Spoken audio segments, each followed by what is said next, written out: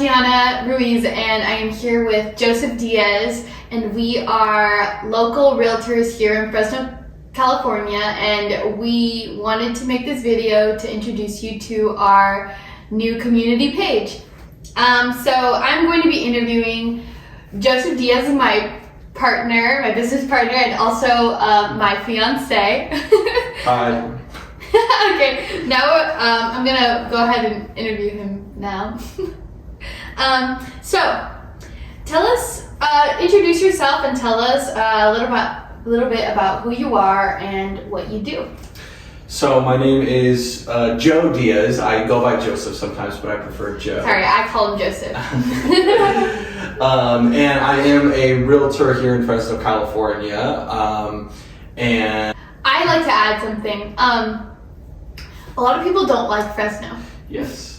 But we are avid Fresno lovers. We love Fresno. So this is one of the reasons why we decided to, make this community page and start doing these interviews and things like that. We really wanted the community to kind of understand there's things to do in Fresno, because there's this stigma that there's nothing to do in Fresno. So this community page, if you go on it, you could see lots of events and stuff.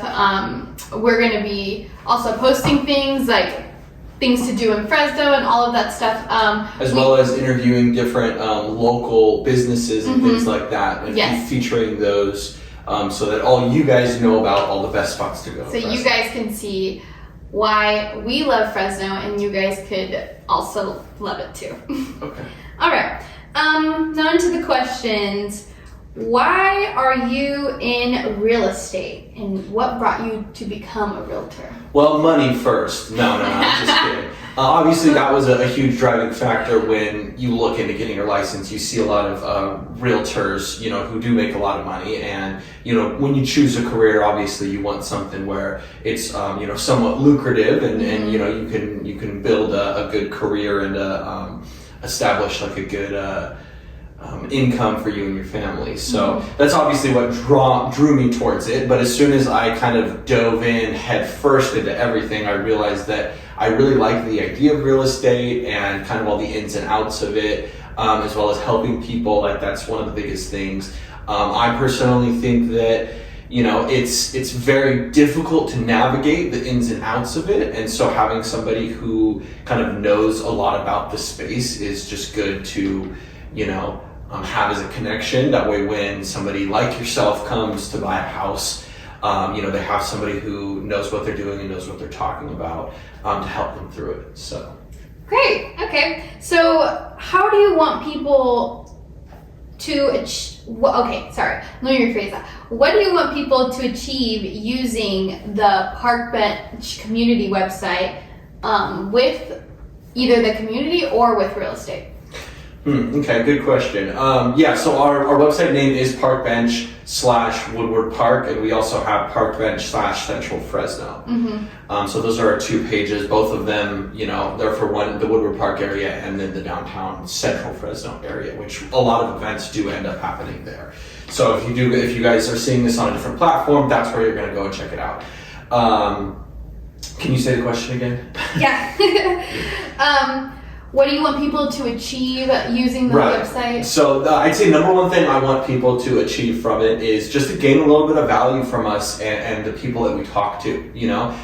Put yourself in these interviews and the people who we are interviewing. I would love for you guys to take any value from them as business owners, and either if it's finding a new spot to eat, or a new favorite place to go, or even any advice that they talk about how they started having a business in Fresno, so that one day you can get there if that's one of your goals. Great. Okay. With real estate too, how about So on the real estate side, obviously, we have featured listings and things like that. Really, I just want people to have a place to go where they know they're going to be able to find our information, so that when they do run into a real estate issue, a real estate related problem, question, etc., or they are ready looking to buy a house, they can just click and book with us right on the website. and they don't have to jump through any hoops and call, text, email, etc. like that. So Yeah. that will be set up on there. So it's really simple. You guys will just have to click the link and then book a time with us. Kind of explain what the reasoning, whether you're looking to sell a house or buy a house, or if you just have general questions because you're starting the process of either looking to buy or sell. Yep. Okay. So, diving more into that, what are your goals in life and for the business?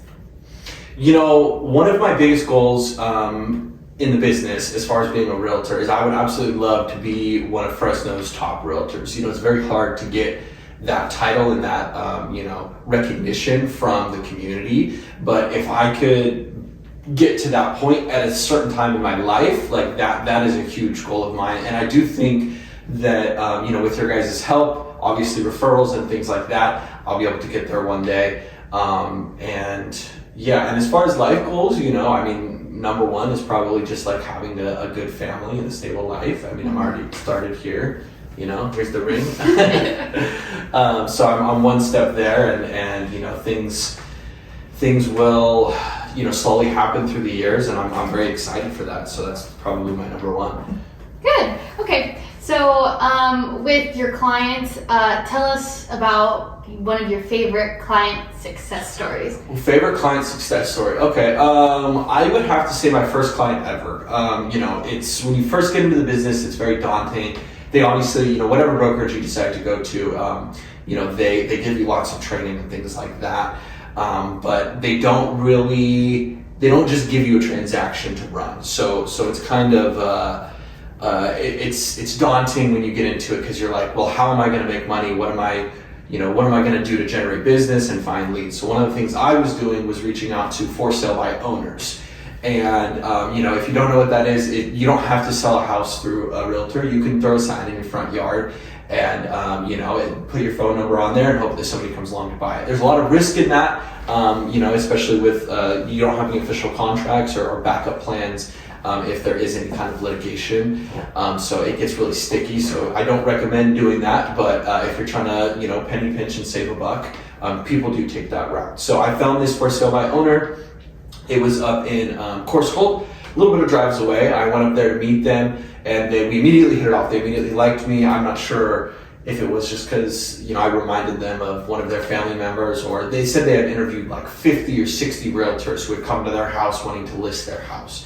And they were really struggling with the for sale by owner. They were in a very remote location, and they had the sign in their front yard. They had, the listing on Zillow. But besides that, they didn't have any other advertising. It wasn't on any other platforms. It wasn't on the MLS. And so it's very difficult to really find buyers when you don't really have an advertising plan like that. Mm-hmm. So when I came along, I presented them with an advertising plan and exactly what I was going to do in order to sell their house.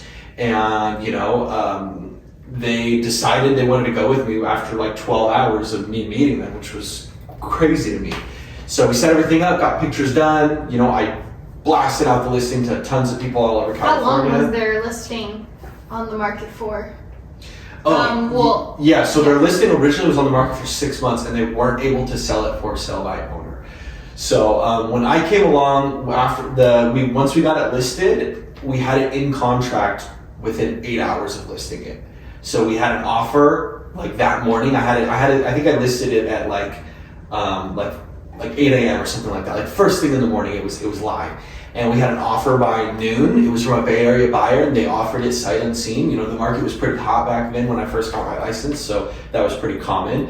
And they said, well, if you accept it, we'll come up and see it this weekend, obviously subject to inspection. Mm-hmm. And they did, and they ended up liking it, and we moved forward. And the best part about this was it was $25,000 more than we had listed it for, which covered completely the entire amount that they were paying our brokerage for the commission of selling the home. So by listing it with us, they actually made more money because we already increased the price from their for sale by owner. I think they listed it for like $520, and then we listed it at the brokerage for like $530, mm-hmm. and then our offer was like $550 that they offered us. Great. And so we had it in contract. What was their reactions when they found out that they got an offer 8 hours after. Yeah, they didn't believe it. They were absolutely in shock. And I'll shout out their names, Dee and Tom. I'll probably end up sending this to them. They're a really great couple. They ended up moving to Arizona. They're the best. Yeah, they're very nice, and, So and nice. they really did help jumpstart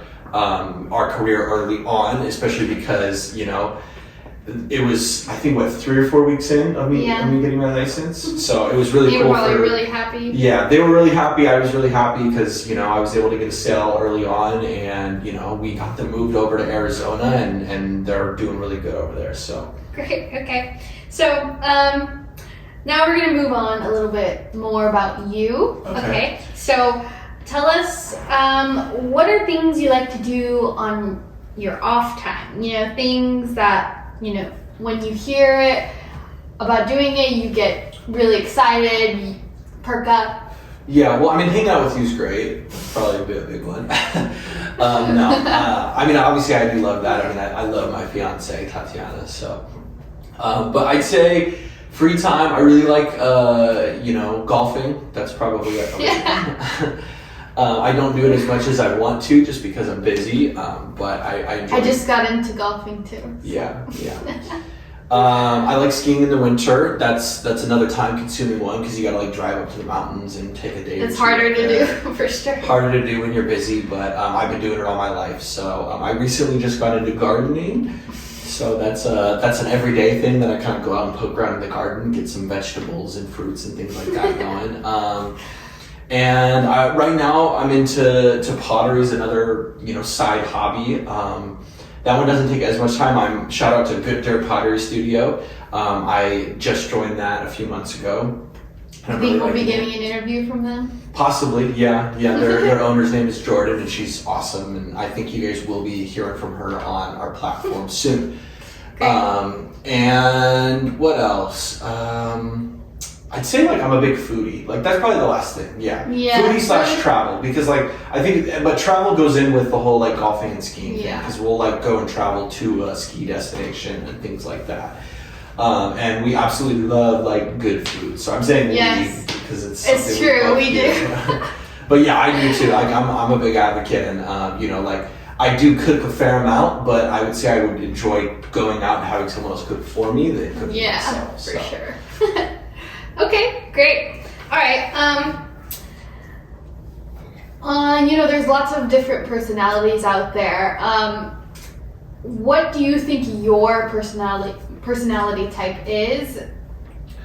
Okay, I would definitely say I'm a type A driver personality. I like to drive the car in a realistic sense and a hypothetical sense, in any given situation. Relating it back to real estate, in a transaction, there's always one person or agent who kind of leads the way with the whole transaction, and I like to be that person. I do my best to be that person. It's great when both agents on both sides of it are kind of that same type A personality, because things really get done when that happens. So yeah. Okay, with the type A personality, what do you think is your best quality in that type of personality? That's a really good question. I would definitely say my desire to help people learn. And he does love doing that. My dad's a teacher, so that's another little thing about myself. And I do think I take a lot of really good quality, I take a lot of good qualities from my dad. And he's taught me lots of things throughout my entire life. So I think I've just kind of seen that and seen how he does things and all that, and kind of just when people ask questions, regardless if it's about real estate or anything that I'm a little bit knowledgeable on, I don't just answer them. I try to go a little bit more in depth, and that goes hand in hand with helping people. It's knowledge is it's the number one thing in life to help people, because whether it's real estate knowledge or financial knowledge or just learning things, book smart, school smart, it's that's how people advance themselves through life. Mm-hmm. To conclude our interview, I'm going to ask him one more question. what would you say to people who are hesitant to move into Fresno? What advice would you give them to kind of like push them a little bit to be like, hey, Fresno's not that bad? Yeah, I would definitely say Fresno's a great place to raise a family. If you're looking to either move here or stay here and put your roots down, I think this is a great place to settle down and have kids, and we have really good schools and things like that. So as far as like buying a house, a lot of people think that it's somewhat unattainable, but I personally think that anything is possible. I personally have bought one house myself, and she's bought one house, and we're both 23 years old. They're kind of our houses together. We're just haven't done all the paperwork for it yet, but so you just can't think, that you can't do something. You have to think, how can I do something? Because that's our favorite thing to say. Yeah. It's not, I can't do it, but how do I do it? Because there's always a way to do it. You just have to figure out how. You've got to learn, you've got to educate yourself, and you got to get there. You got to put in the work. So yeah. Okay. Thanks for watching. Thanks. Bye.